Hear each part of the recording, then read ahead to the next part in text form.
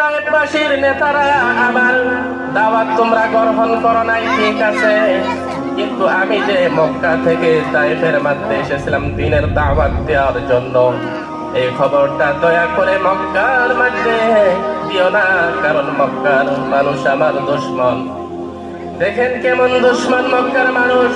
আল্লাহ রাসূল সাল্লাল্লাহু আলাইহি ওয়াসাল্লামকে মেরে ফেলার জন্য কত সময় উটের ভরি নবীজির মাথার মধ্যে দিত, কত সময় হুজুর সাল্লাল্লাহু আলাইহি ওয়াসাল্লামকে পিছন থেকে এসে গলার মধ্যে কি কাপড় পেঁচিয়ে ধরতো মেরে ফেলার জন্য।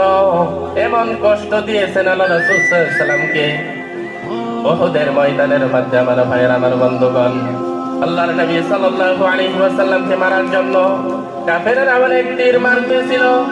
হযরত তালহা রাদিয়াল্লাহু তাআলা আনহু নিজের শরীরের মধ্যে তীর খেয়েছে, তরবারির আঘাত খেয়েছে, কিন্তু হুজুর সাল্লাল্লাহু আলাইহি ওয়াসাল্লামকে আঘাত লাগতে দেয় নাই।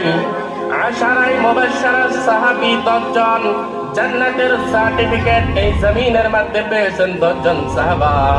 হযরত ওমর রাদিয়াল্লাহু তাআলা, হযরত আবু বকর সিদ্দিক রাদিয়াল্লাহু তাআলা, হযরত ওসমান গনি রাদিয়াল্লাহু তাআলা, হযরত আলী রাদিয়াল্লাহু তাআলা, হযরত জুবাইর রাদিয়াল্লাহু তাআলা, হযরত আব্দুর রহমান বিন আউফ রাদিয়াল্লাহু তাআলা, হযরত তালহা রাদিয়াল্লাহু তাআলা, হযরত সাদ বিন আবি ওয়াক্কাস রাদিয়াল্লাহু তাআলা, হযরত আবু সাঈদ রাদিয়াল্লাহু তাআলা, হযরত আবু উবাইদা রাদিয়াল্লাহু তাআলা।